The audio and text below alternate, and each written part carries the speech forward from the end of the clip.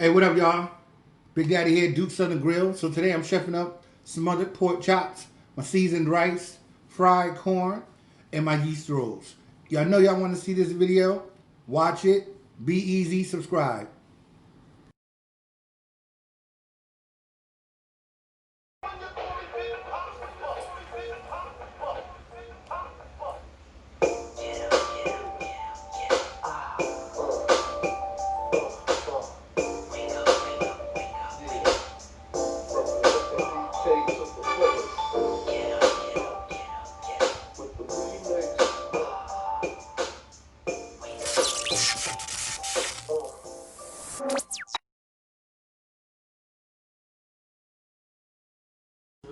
Hey, all right, y'all. Can I shoot real quick? Hey, what up, y'all? Big Daddy here, Duke Southern Grill. So today, nice Sunday. Got my spiritual food in, but I'm hungry. I'm hungry for that physical food. Are y'all hungry? Yes. Are y'all gonna cook with me today? Y'all better cook with me today because I'm telling you, I got a little bit of skill. Not the best skill, a little bit of skill. Could change it up at the house. You know what I'm saying? Especially y'all fellas. Y'all cooking for your wife and stuff like that. I can teach y'all a little something. I got my mom on the Echo show. She in the background. Hey, Ma, what's up? So. Yep, I'm making smothered. See, my mother beat me to it. So today we having smothered pork chops. We having some my seasoned rice. Watch how I hook that up. You know what I'm saying? It don't always have to be plain white rice and fried corn. We doing my rolls. I'm not gonna shoot that. Y'all know where the rolls is at. Check me out on YouTube. Show y'all how to do those too. Dessert. Hey yo, everybody beat me to it, right? I am making a dessert today. I'm making coffee cake with vanilla bean ice cream, but that's not gonna be on this video. That's a separate video. You're making the ice cream. We're gonna pause right now because everybody trying to jump in and be Big Daddy, but there's only one Big Daddy. Yo, y'all be safe, be easy. Hey, so we're back. All right, we're starting with the pork chops. Now, there's many different ways that you can do your smothered pork chops. Today, I'm baking them. I'm not, a lot of people like them fried, and they taste bacon that way, honestly, because you know the batter breaks down once you have it sitting up in there, and the gravy and everything like that. But as you get older, you have to realize there's some things about life that you must change. So, too much fried food for somebody like me, I'm not, I got to change that up. Although it is good. But this is good too. Could be even better. So, we have 6 chops in here. I forgot the exact pounds. I think it's around 3 pounds. But you're gonna want to put your onion, garlic, pepper, and salt to taste. Now, I'm saying that, but here it is. Here's how you really want to do it. If this is exactly 3 pounds, which I think it is, go with about a teaspoon and a quarter of salt. Use kosher salt, use sea salt. Try to stay away from the table salt. Is it a little more expensive? Yeah, but you actually don't need as much. You're going to want to use about half a teaspoon of pepper. If you like them a little bit more peppery, go with the full teaspoon of pepper. And I'm saying 2 teaspoons of onion powder as well as garlic powder. Now, follow that. I'm telling you, the flavor on these will be awesome. You're not going with too much salt because remember, these are going to be sitting in gravy. All right, and the gravy has seasonings itself. We don't need high blood pressure. So this is gonna go in the oven, 350 degrees. These are about a ½ inch thick, so no more than about 30 minutes. You don't want to dry out your pork chops at all. You know what I mean? For those who do, if you do make a mistake, you stepped away, you went to fussing at your kids, you and your girl was in there, your wife in there cuddling, and y'all watching soap operas, which I hope nobody still watch soap operas, but for whatever reason you let them dry out. If you think sitting them in that gravy a little longer is gonna add the moisture back to them, it ain't gonna work. You're still gonna be able to tell that they were a little dry. So just pay attention to the meat, and do all that other stuff later. You know what I'm saying? Put everything on hold when y'all chilling in the kitchen. So like I said, 350, no more than 30 minutes, or internal temperature of what? I can't hear y'all. Yes, you're right, 180. Be safe, be easy.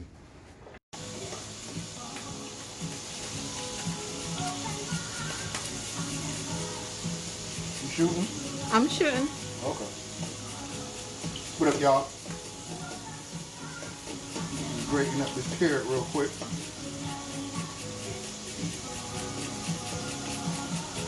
While I'm doing this. And that pan over to the right, my bookend put everything pan. I got some onions that I sliced up. That's for the gravy. Just gonna cook those until those are translucent. Once they're translucent, they all set.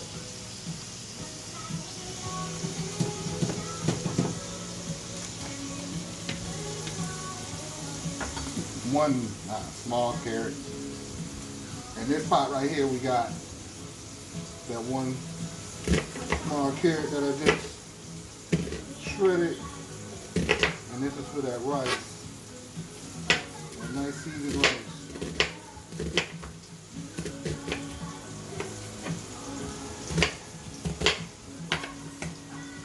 As y'all saw, half an onion. Dice that up. Make sure you wash your vegetables. Very important.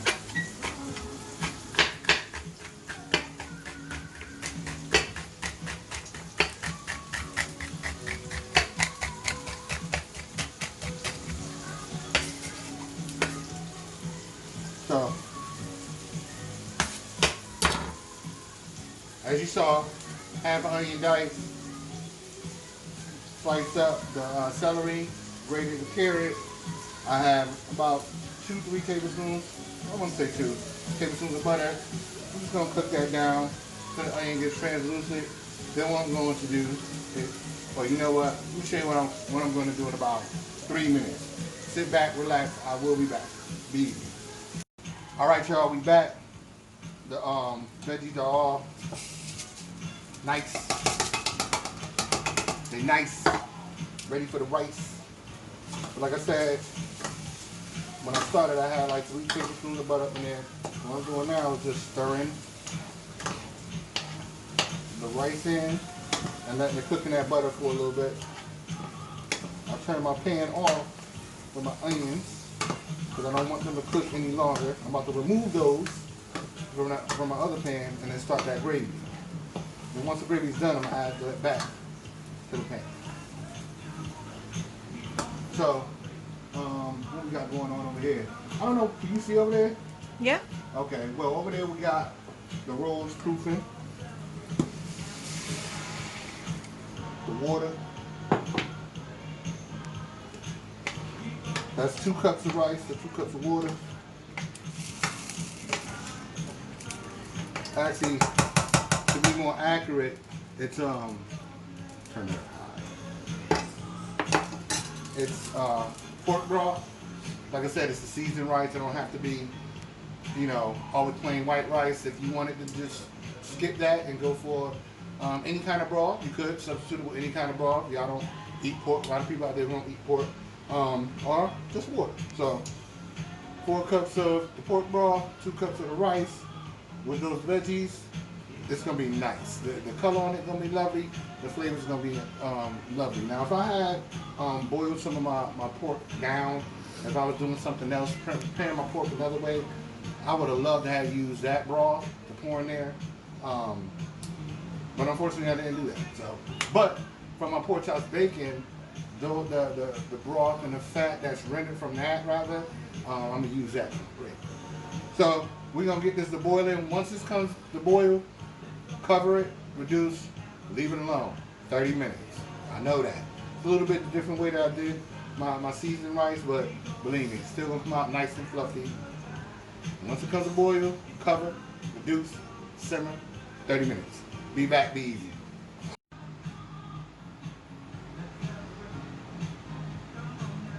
All right, everybody. Here go them chops. Baked, nice and juicy. You know what I'm saying? You don't see that? You don't want a dry chop. Nice and juicy. But they're not ready yet. Well, you know, actually, I was ready for the eating if anybody just wanted a baked chop, no gravy. Nice and seasoned, the daddy style, but we're coming over here. So if you don't mind joining me to this station, we have the starter to my gravy. What I did was I used some of the fats that was the fats and juices from those chops. I already had the seasonings. I did that, mixed that with equal parts of flour and Just had it cooking over medium heat until it got to the proper color that I like and consistency. Then once that's all set, added in a couple of cups of water. And what you want to do is just make sure you keep stirring this up. I'm kind of particular when I have to mix the fat with the flour to make sure you keep it moving, because what happens is that flour will actually burn, and you can't just nothing you do, no kind of season, whatever, will remove that taste from your gravy. But with my OCD, I can't help but to keep on stirring to make sure I have no lumps. I like the gravy to be smooth. A little tip and trick: if you're beating your gravy and you still can't get out those lumps, get you a mesh strainer. Always good to keep one on hand and just run it through that. Sometimes if you have too much of that dry, no matter what you do, it almost solidifies it, and you can beat it down. Sometimes you beat it and it turns into just small little pebbles. But that mesh strainer, make sure your gravy's dead right. Alright, so I'm gonna finish getting this right, keeping it stirring, keeping it moving, and you want to salt and pepper this to taste. Remember, if you use the fats and juices from the meat, it already has seasoning in it, but you want to make sure that it's good to your taste. All right. Once I finish getting this right, I'm gonna show y'all what it's gonna look like, and then our next step, be easy. I think I heard the bell. There it is. You got that? Got that close up? I got that. All right, cool. That's how you want your gravy, nice and smooth. Whatever. I'm just gonna dump those onions in there. More than anything, it's just flavor. My wife actually loves those. She'll probably knock those back. She loves onions. Now you just want to take your pork chops. Don't worry, the pan is cool. Please make sure that you let the pan cool all the way. And just get them in this gravy. And you'll put all of them in there so they submerge. Then we'll cover and just let them simmer. Be easy. Alright, y'all. See how that look? Swimming in that gravy. Just cover those. Let them simmer on low heat for about another 15 minutes or so. And then, I mean, those things will be so tender. I mean, your fork will be not even necessary, but use your fork. Also, I want to say, I'm at home.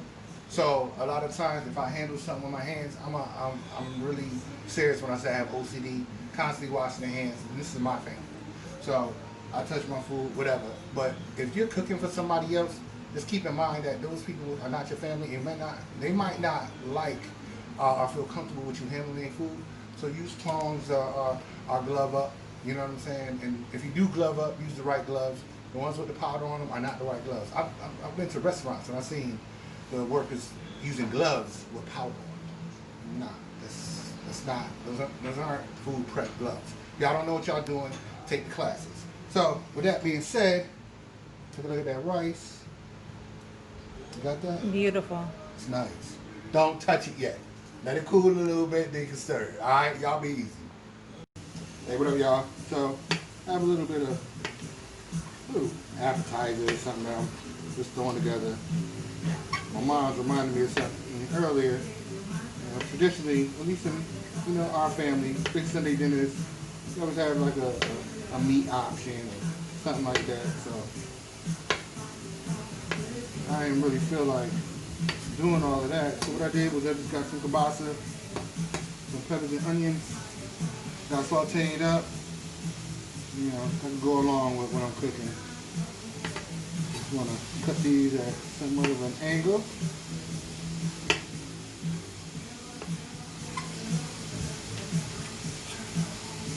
I mean, you can cut it straight down in the circle if you want to. It's up to you.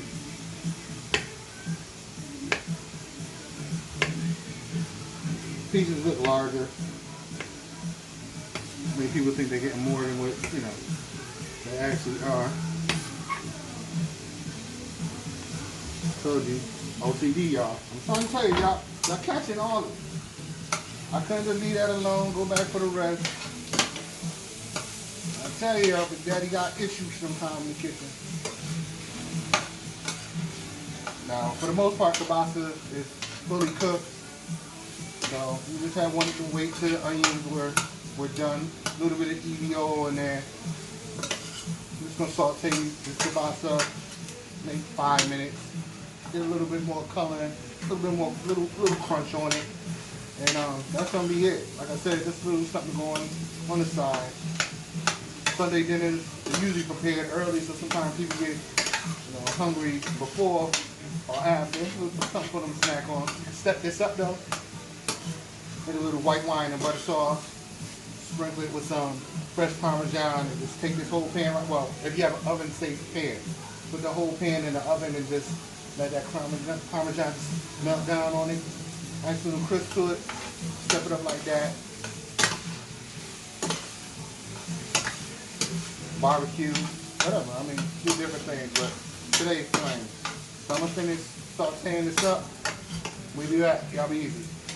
All right, y'all. Fried corn. Very simple. You need a little bit of bacon grease, like 2, maybe 3 tablespoons, and about 2 tablespoons of butter. Get that hot in your pan. Once it's hot, add your corn. Anywhere between 3 to 4 cups of corn. If you're using canned corn, no juice. If you're using frozen corn, make sure that your burner is up a little bit higher until the water releases out of that corn. Salt and pepper to taste. Fry it up. Done in under 10 minutes. If you're using fresh corn, the same steps apply. However, after you take your knife and cut the actual kernels off the cob, you're gonna want to cook that for about 20 minutes or so until the corn niblets are nice and tender. That's the only difference. Okay. Thank y'all for cooking with me.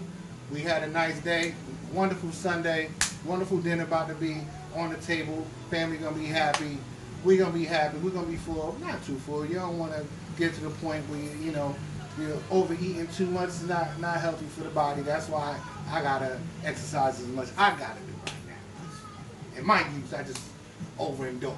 So I hope y'all enjoyed it. Hope y'all learned something. Hope y'all cooking this at home. Yo, be safe. It's crazy out there right now. Keep your minds and your wits about yourself. Be safe, be easy.